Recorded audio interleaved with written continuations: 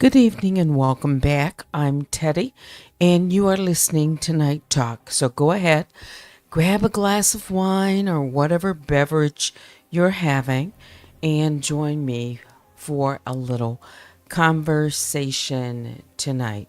Shout out to the mob, all my other bears I call the grizzlies and the honey bears. So give me a moment. I'm going to play one intro song and I will be right back. I see Baby Juju says the sound is good.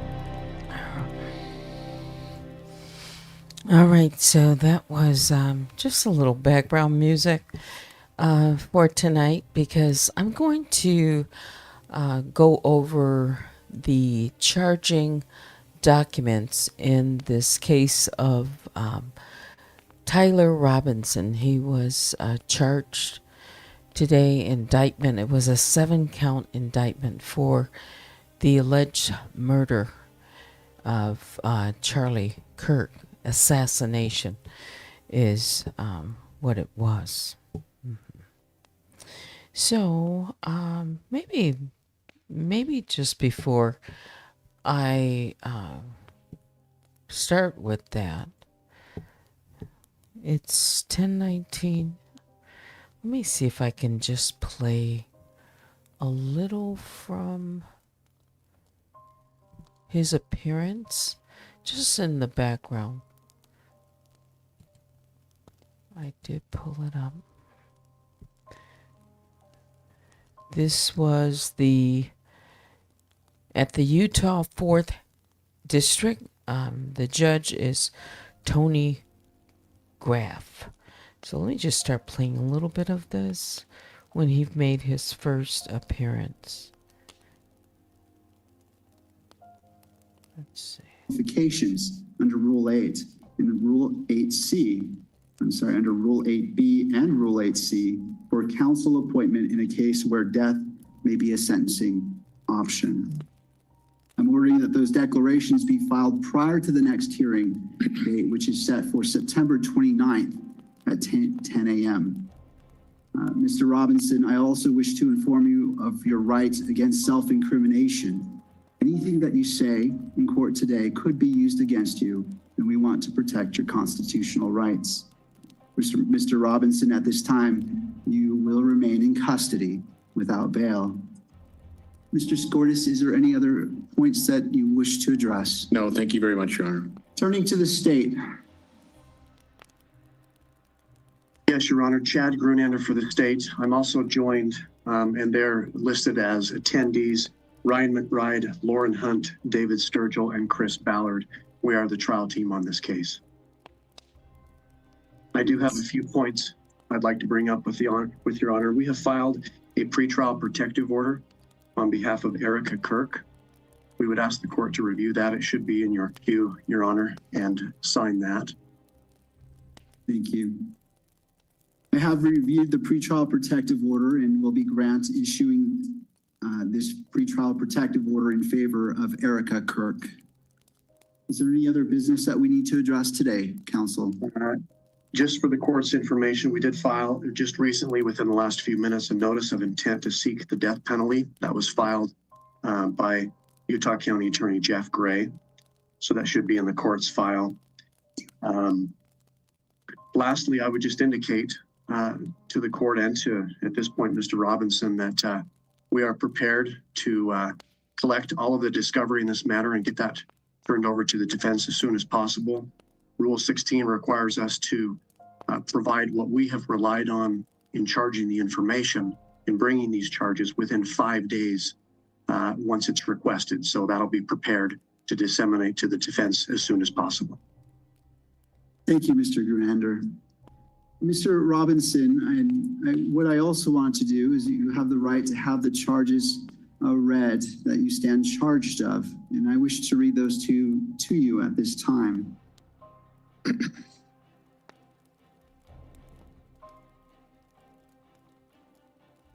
you.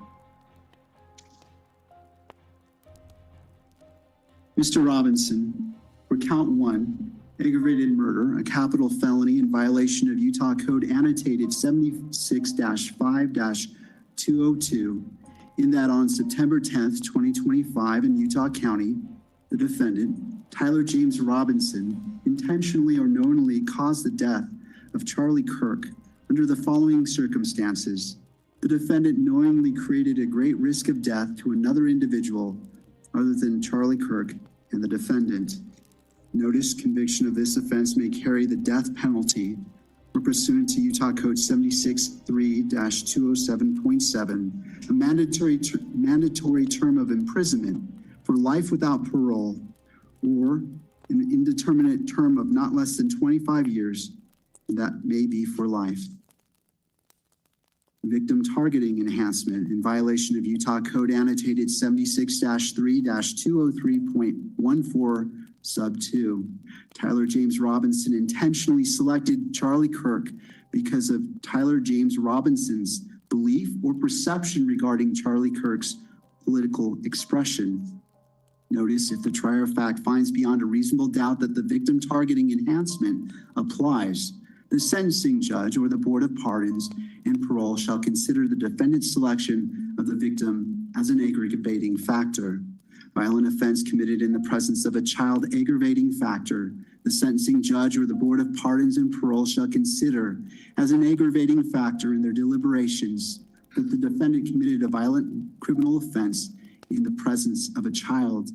Count 2, felony discharge of a firearm causing serious bodily injury, a first-degree felony in violation of Utah Code annotated 76-11-210 sub 2 and 3C, in that on September 10th, 2025 in Utah County, the defendant Tyler James Robinson discharged a firearm in the direction of Charlie Kirk, knowing or having reason to believe that Charlie Kirk may be endangered by the discharge of the firearm and that the act caused serious bodily injury to Charlie Kirk. Victim targeting enhancement in violation of Utah Code annotated 76-3-203.14 sub 2. Tyler James Robinson intentionally selected Charlie Kirk because Tyler James Robinson's belief or perception regarding Charlie Kirk's political expression. Notice if the trier of fact finds beyond a reasonable doubt that the victim targeting enhancement applies, the sentencing judge or the Board of Pardons and Parole shall consider the defendant's selection of the victim as an aggravating factor. Violent offense committed in the presence of a child aggravating factor. The sentencing judge or the Board of Pardons and Parole shall consider an aggravating factor in their deliberations that the defendant committed a violent offense in the presence of a child. Count 3, obstruction of justice, a second-degree felony in violation of Utah Code Annotated 76-8-306 sub 2, in that on September 10th, 2025 in Utah County, the defendant Tyler James Robinson, with intent to hinder, delay, or prevent the investigation, apprehension, prosecution, conviction, or pursuant to any person regarding conduct that constitutes a criminal offense, conceal or remove the firearm used to shoot Charlie Kirk, and the conduct that constitutes an offense would be a capital felony or a first-degree felony. Count 4, obstruction of justice, a second-degree felony in violation of Utah Code 76-8-306 sub 2, in that on or about September 11th, 2025 in Utah County, the defendant, Tyler James Robinson, with an intent to hinder, delay, or prevent the investigation, apprehension, prosecution, conviction, or punishment of any person regarding conduct that constitutes a criminal offense, destroyed, concealed, or removed the clothing he wore during the shooting, and the conduct that constitutes an offense would be a capital felony or first-degree felony.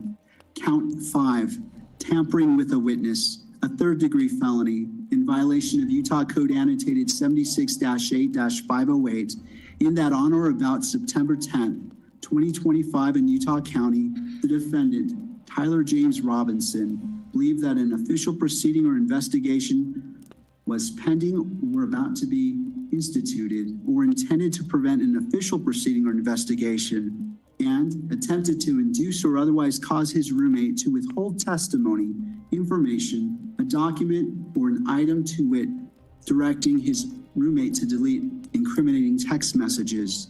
Count 6, tampering with a witness, a third-degree felony in violation of Utah Code Annotated 76-8-508, in that on or about September 11th, 2025 in Utah County, the defendant, Tyler James Robinson, believed that an official proceeding or investigation was pending or about to be instituted, or intended to prevent an official proceeding or investigation, and attempted to induce or otherwise cause his roommate to withhold testimony or information, to wit, directing his roommate to stay silent if the police questioned the roommate.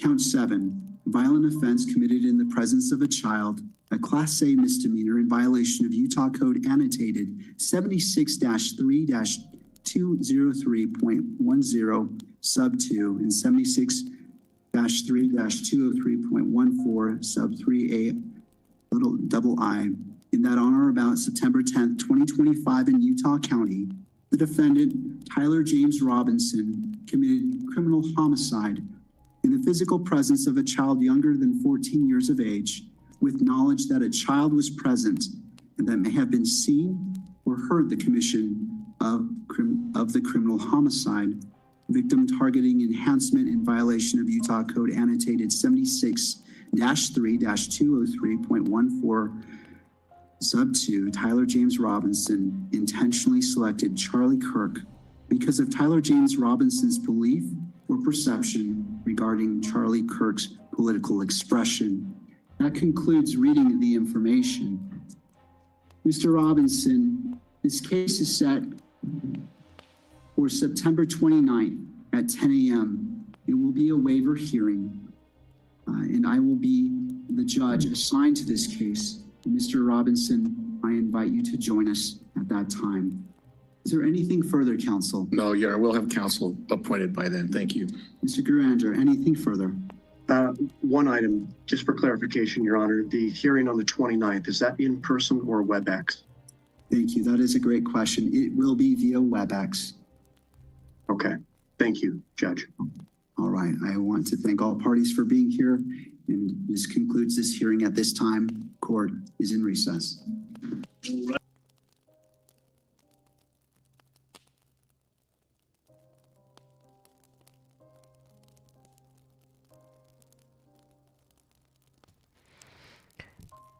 So you just heard from the court, the judge, and the reading of the 7 counts That was Judge Kirk. Judge, let me get his exact name here in this Kirk suspect that appeared. Hang on for just a moment. That's Tyler Robinson.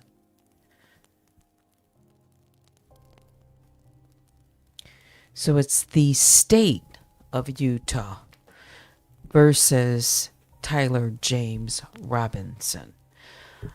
And you heard the 7 counts.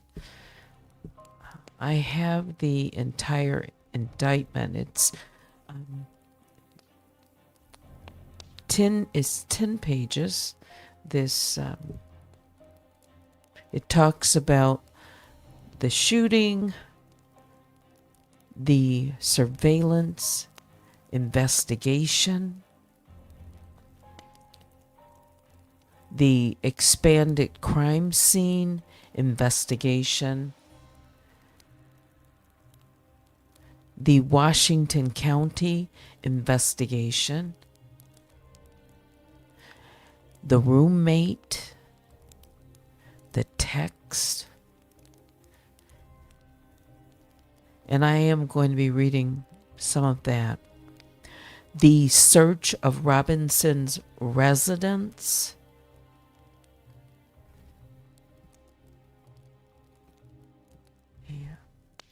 all right. So before I do that, let me just come out real quick to the Bear Cave and take a look and see who's joining me. Again, that was 7 counts. You could see it on the screen there, and I will not read through them because you heard the judge, but I can just name those 7 counts once again. Count 1, aggravated murder. Count 2, felony discharge of a firearm causing serious bodily injury. Count 3, obstruction of justice. Count 4, obstruction of justice. Both of those are a second-degree felony. Count 5, tampering with a witness.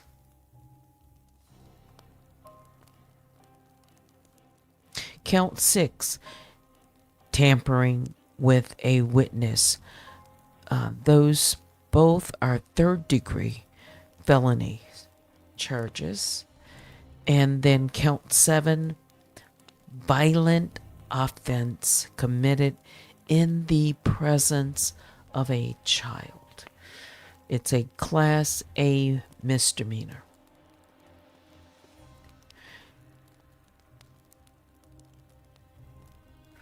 I believe you heard some of the probable cause statement. Let's see how long this is. All right, so let me just begin with that. Brian Davis of Utah State Bureau of Investigations, having probable cause to believe that the defendant committed the above listed offenses, submitted the following evidence in support of the filing of this information. On September 10, 2025, at approximately 12:23 p.m., Charlie Kirk was shot and killed while speaking to a large crowd on the campus of Utah Valley University in Orem, Utah. That's counts 1 and 2. Police found the suspected murder weapon, a bolt-action .30-06 rifle, nearby. Over the next approximately 33 hours, police conducted a manhunt for the shooter until the evening of September 11th, 2025, when Tyler James Robinson surrendered to police at the Washington County Sheriff's Office. DNA consistent with Robinson was found on the rifle's trigger, After shooting Mr. Kirk, Robinson hid the gun, that's in count 3, discarded the clothing he wore when he fired the rifle, count 4, and told his lover, roommate, to delete incriminating text messages, count 5, and not to talk to police, count 6. Children were present at the time of the shooting, that is count 7. Let me just look over this next part.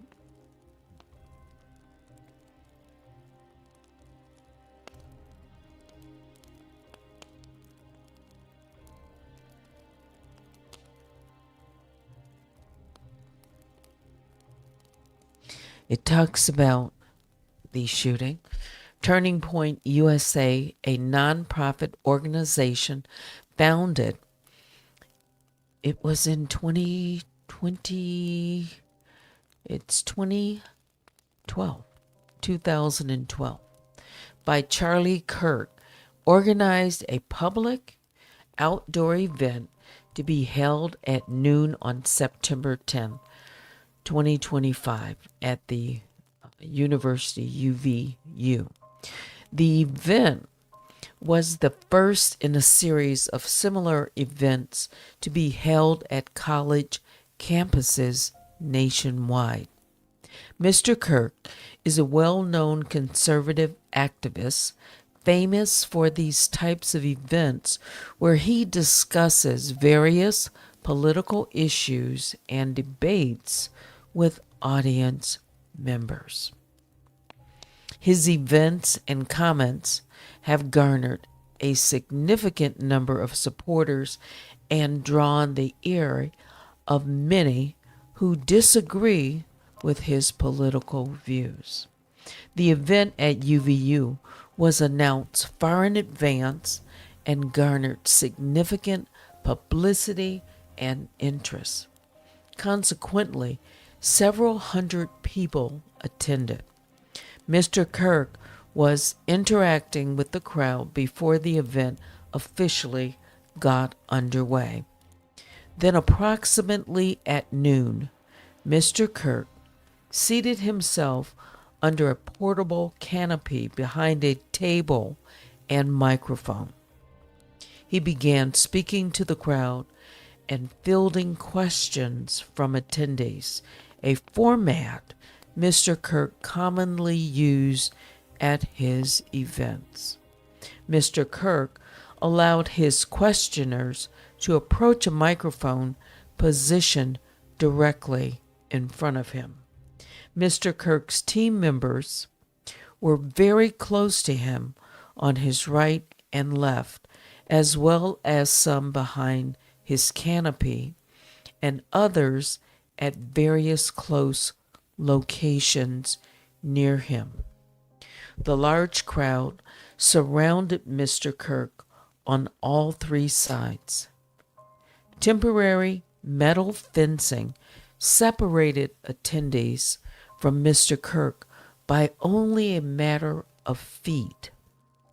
Directly above and behind Mr. Kirk was the UVU Hall of Flags, an indoor walkway spanning several hundred feet with floor-to-ceiling glass windows, which overlooked the plaza where Mr. Kirk was seated. People were in the walkway at the time of the shooting. Approximately 15 minutes into the event, Mr. Kirk was answering a question about mass shootings by transgender individuals when a gunshot rang out. The bullet struck Mr. Kirk in the neck. He slumped to the ground almost immediately. The bullet's trajectory passed closely to several other individuals beside Mr. Kirk, including The questioner, who was standing directly in front of Mr. Kirk. Children were visible near Mr. Kirk's stage when he was shot. Mr. Kirk was rushed to a nearby hospital where he was declared deceased. The medical examiner's report is pending. On to the surveillance investigation. At the moment of the shot, a UVU police officer was watching the crowd from an elevated vantage point. As soon as he heard the shot, he began to scan the area for threats, believing the shot came from a rifle because of its sound. He looked for a potential sniper positions. He noted a roof approximately 160 yards away from Mr. Kirk as a potential shooting position and rushed there to look for evidence. So, a roof area. The suspected shooting position is adjacent to an open, publicly accessible walkway. To access the suspected location, a person must climb over a railing and then drop to the roof only slightly below.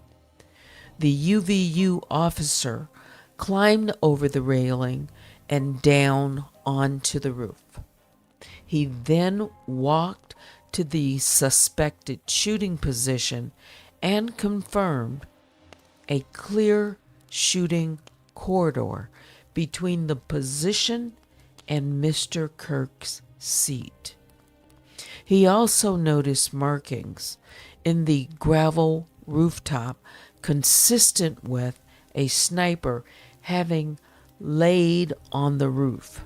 Impressions in the gravel potentially left by the elbows, knees, and feet of a person in a prone shooting position.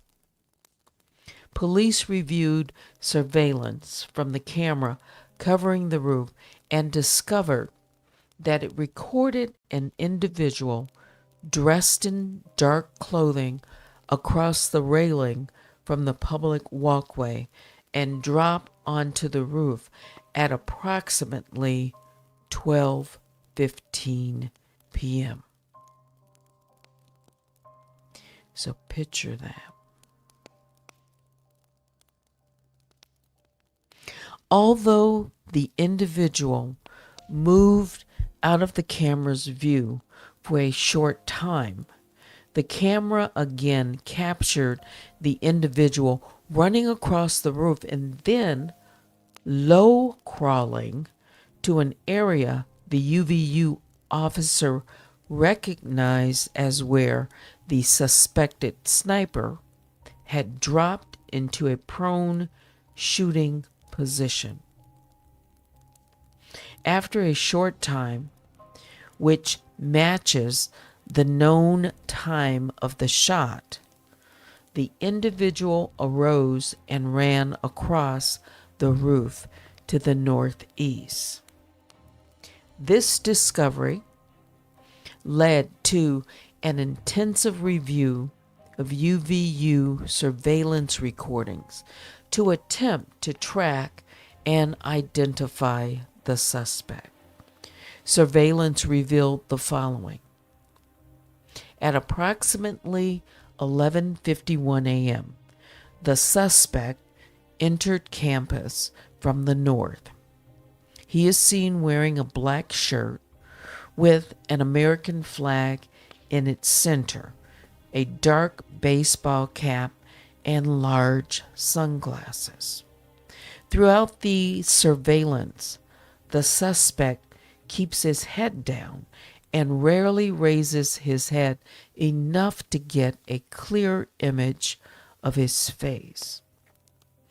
As he proceeds across the campus, he is seen walking with an unusual gait. The suspect walks with a very little bending in his right leg, consistent with a rifle being hidden in his pants. This unusual gait continues until the suspect is seen crossing the railing off the open walkway and onto the roof, where he leaves the camera's view. A camera later captures the suspect as he runs across the roof to the suspected shooting position. Immediately after the shot was fired, a camera captures the suspect running across the roof carrying an item whose shape is consistent with a rifle. The suspect is then seen climbing down from the roof. He appears to drop the item he was carrying as he hits the ground in a controlled fall. He then picks up the item and runs toward the northeast end of campus.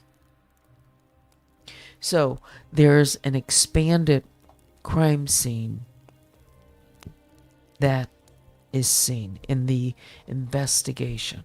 I'm going to pause for just one moment.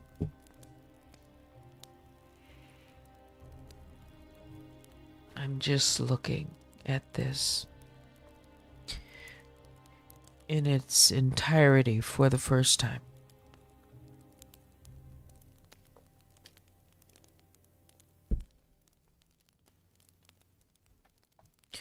Already, I have seen, heard, read that there's just something. Of course, people are saying it's the timing of being able to move from one location to the next with this weapon and discharge it, get away, discard it, in a nearby area, all in a few minutes. Let me come out, just take a look at the chat, make sure we are still okay. You can also email me right now at unwinewithteddy@gmail.com. Fair use commentary, trigger warning for mature audiences only. Thank you. Let me continue.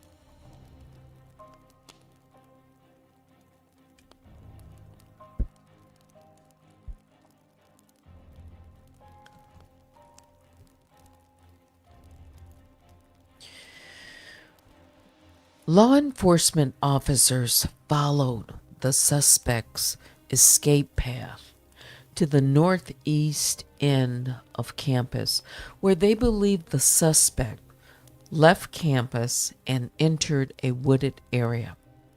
In that wooded area, investigators found a bolt-action rifle wrapped in a towel.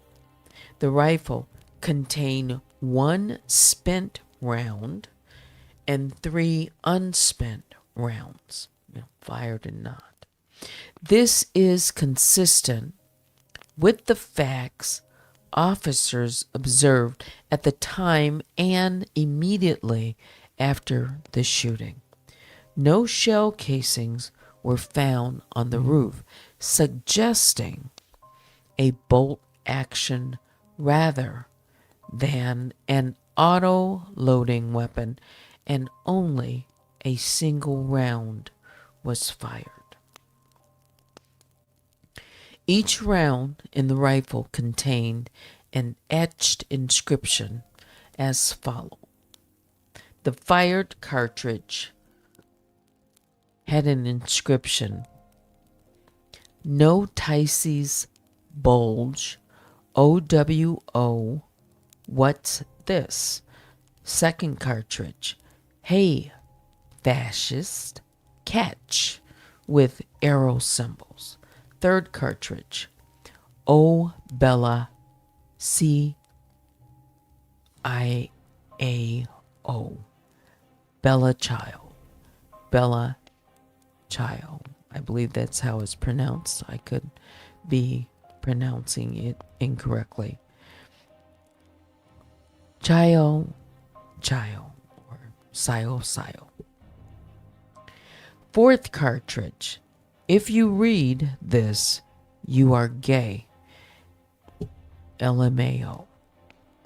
The rifle, ammunition rounds, and towel were sent for forensic processing. DNA consistent with Robinson's was found on the trigger, other parts of the rifle, the fired cartridge casing, 2 of the 3 unfired cartridges, and the towel.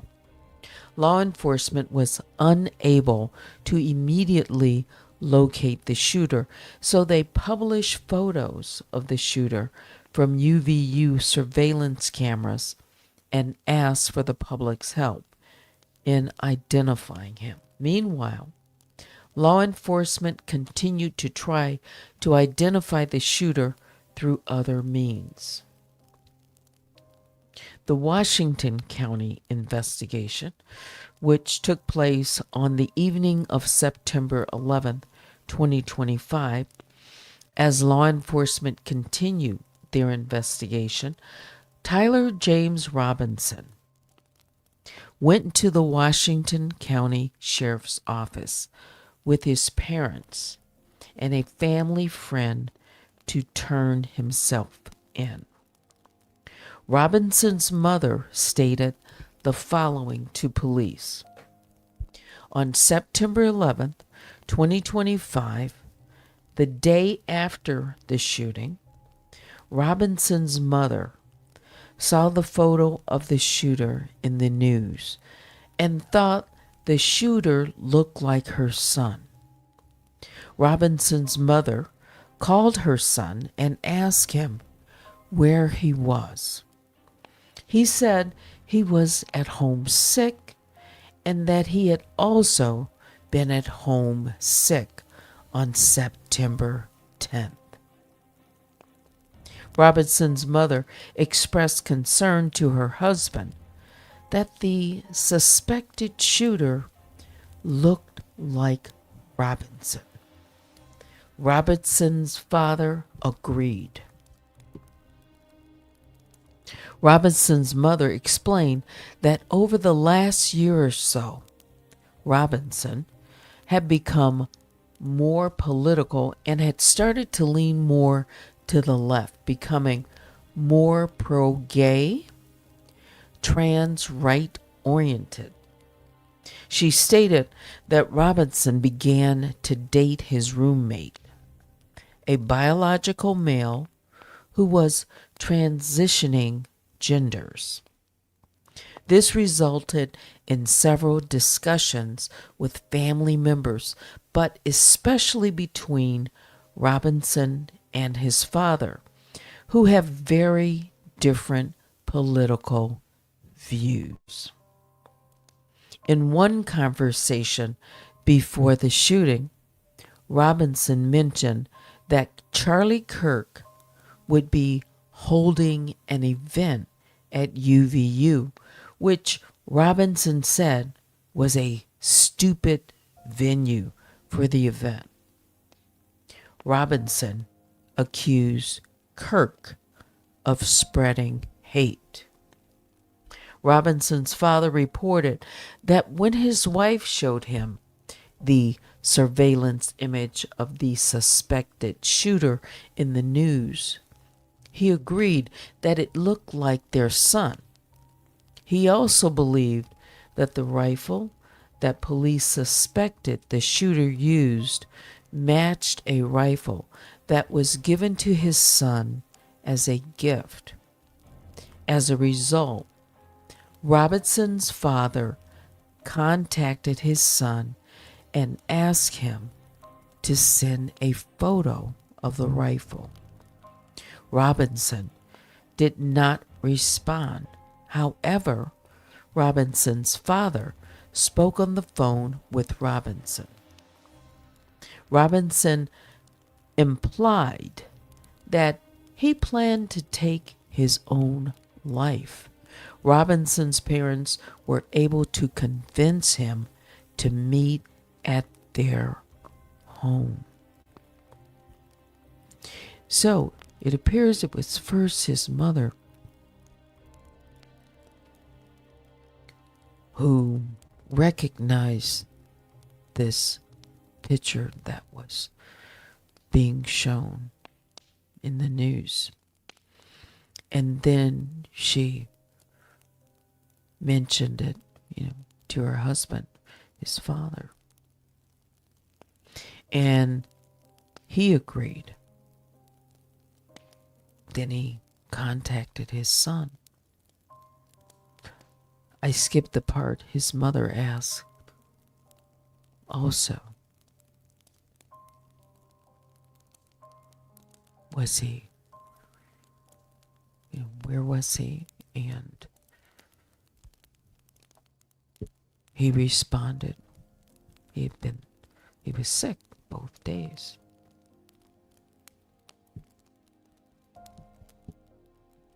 Robinson's father reported that when his wife showed him the surveillance image of the suspected shooter in the news, that's correct, I got it correct, he agreed that it looked like their son.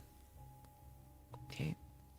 As they discussed the situation, Robinson implied that he was the shooter and stated that he couldn't go to jail and just wanted to end it. When asked why he did it, Robinson explained that there is too much evil and the guy, Charlie Kirk, spreads too much hate. They talked about Robinson turning himself in and convinced Robinson to speak with a family friend who is a retired deputy sheriff. At Robinson's father's request, the family friend met with Robinson and his parents and convinced Robinson to turn himself in. The family friend spoke to police and reported telling Robinson that it would be best if he brought all evidence with him to the sheriff's office to avoid police having to search his parents' home. The family friend also asked Robinson if he had any clothes that were related to what he did. Robinson replied that he had disposed of the clothes in different areas. Now, let's talk about the roommate, as it's also contained in this document, charging document.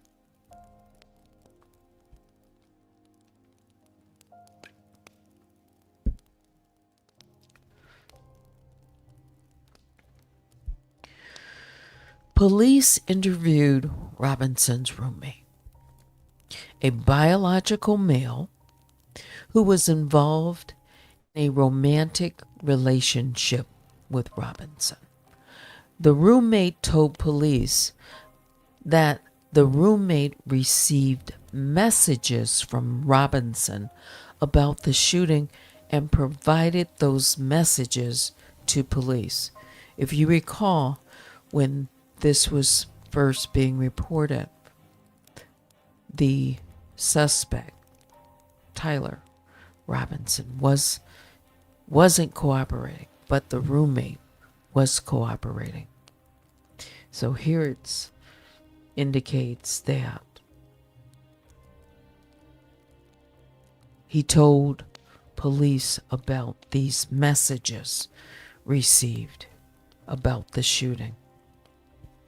On September 10th, 2025, the roommate received a text message from Robinson which said, "Drop what you are doing. Look under my keyboard." The roommate looked under the keyboard and found a note that stated, "I had the opportunity to take out Charlie Kirk, and I'm going to take it." Police found a photograph of this note. The following exchange then took place. After reading the note, the roommate responded, "What? You're joking, right?" Robinson: "I am still okay, my love, but I'm stuck in Orem for a little while longer yet. Shouldn't be long until I come home. Can come home, but I gotta grab my rifle still. To be honest, I had hoped to keep this secret till I died of old age. I am sorry to involve you." Roommate: "You weren't the one who did it, right?" Robinson: "I am. I'm sorry." Roommate: "I thought they caught the person." Robinson: "No, they grabbed some crazy old dude, then interrogated someone in similar clothing. I had planned to grab my rifle from my drop point shortly after, but most of that side of town got locked down. It's quite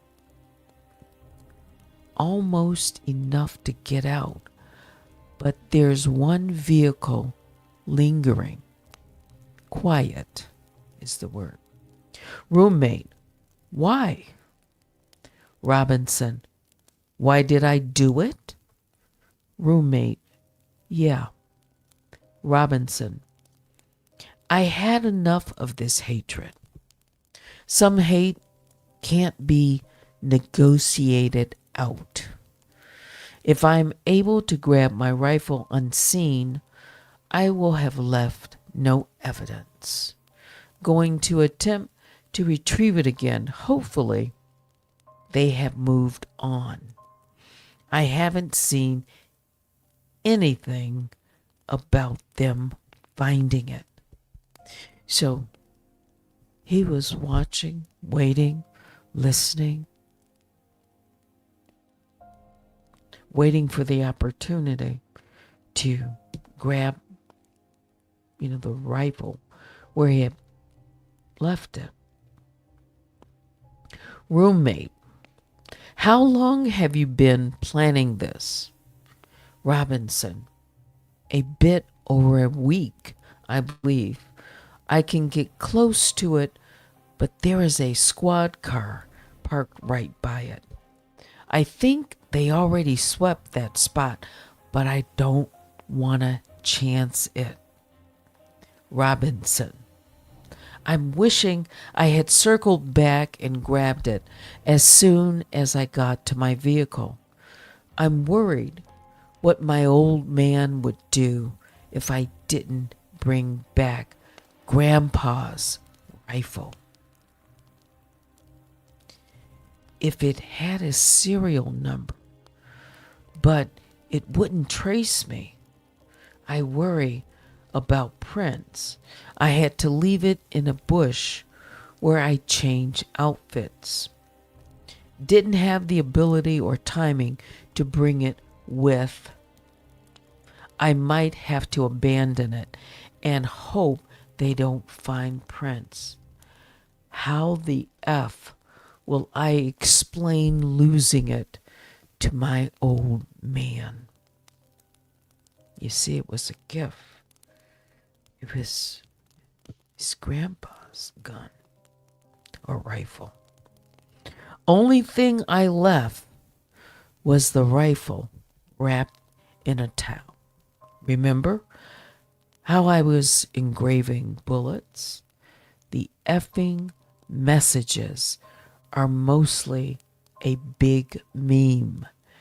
If I see notices bulge UWU on Fox News, I might have a stroke. All right? I'm gonna have to leave it. That really effing sucks. Judging from today, I'd say Grandpa's gun does just fine. I don't know. I think that was a $2,000 scope. Robinson. Deleting this exchange. Robinson. My dad wants photos of the rifle. He says Grandpa wants to know who has what. The feds released a photo of the rifle and it is very unique. He's calling me. Not answering. Robinson. Since Trump got into office, my dad has been pretty diehard MAGA. Robinson.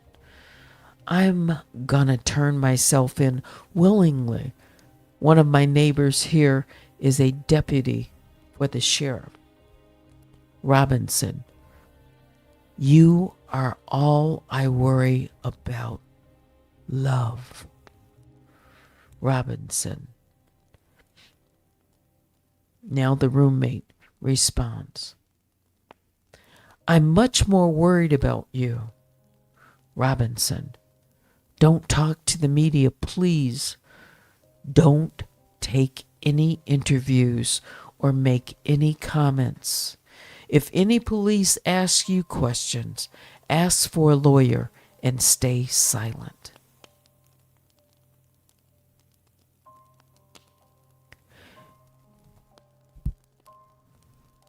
A lot of information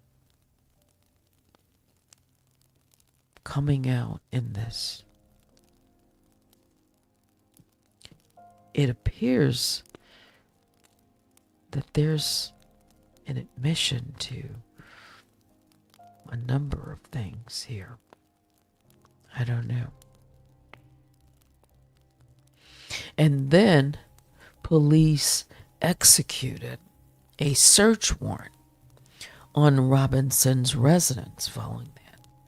During that search, police discovered a shell casing with etchings, like the etchings on the shells in the rifle near UVU. Police also found several targets with bullet holes in Robinson's home. Count 1. Aggravated murder pertains to Robinson's shooting and killing of Charlie Kirk in a manner that exposed others, in addition to Mr. Kirk, to a great risk of death. Count 2. Felony discharge of a firearm pertains to Robinson's shooting toward Mr. Kirk, knowing that doing so would endanger those in the bullet's path.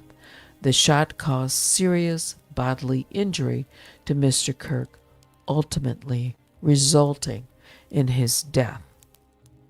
Count 3. Obstructing justice pertains to Robinson's removal and hiding of the rifle he used to shoot Mr. Kirk. Count 5. Witness tampering pertains to Robinson's statement to his roommate, telling his roommate to delete their text exchange that followed the shooting. Count 6. Witness tampering pertains to Robinson's statement to his roommate, telling the roommate, if any police ask you questions, ask for a lawyer and stay silent. Count 7. Violence offense committed in the presence of a child pertains to Robinson's shooting of Mr. Kirk in the presence of children under the age of 14 who were visible at the event. Based upon evidence received from Brian Davis of the Utah State Bureau of Investigations, I have reason to believe the defendant committed the offenses as charged herein, authorized for presentment and filing on September 16, 2025, Utah County Attorney's Office. Sworn and signed by Jeffrey S. Gray, Utah County Attorney.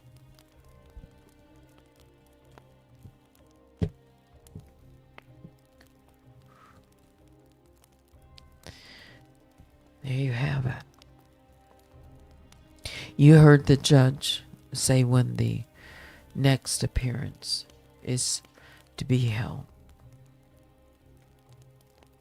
I also listened to someone suggest that his attorney may ask for the case when it goes to trial for it to be moved out of that area. So we will absolutely be watching this one and following it, as many will be expected to cover this story. Already questions abound based on what is being presented so far. Your thoughts? If you want to leave them below or comment in the chat or below the video, or email me at unwinewithteddy@gmail.com. That takes me almost to the hour. Let me look at your comments briefly, and then I'm going to say good night. Hold on for one moment.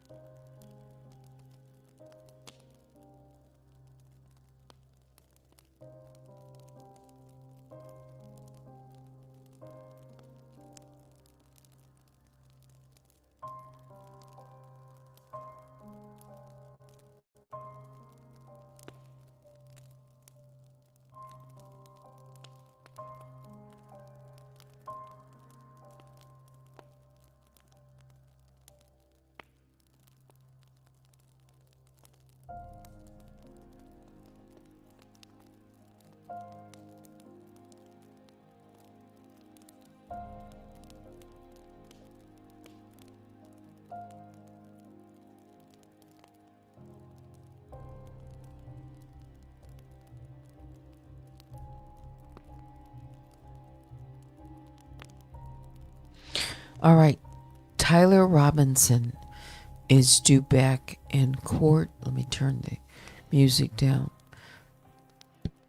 On September 29th. And when is that? Let me just look. That's on a Monday.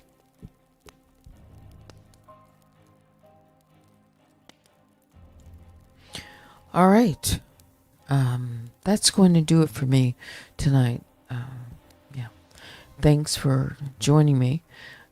Again, appreciate my moderators, Vicky Black, and Baby Juju, for supporting all of you and being here with me. Let me just check my email. We're good. All right. It's time to say goodnight. Biggest bear hugs go out to all the grizzlies and the honey bears. Please hit the like on your way out. Join me sometime tomorrow. But now it's time to say goodbye. Thanks for watching. Until next time, I'm Teddy. Good night.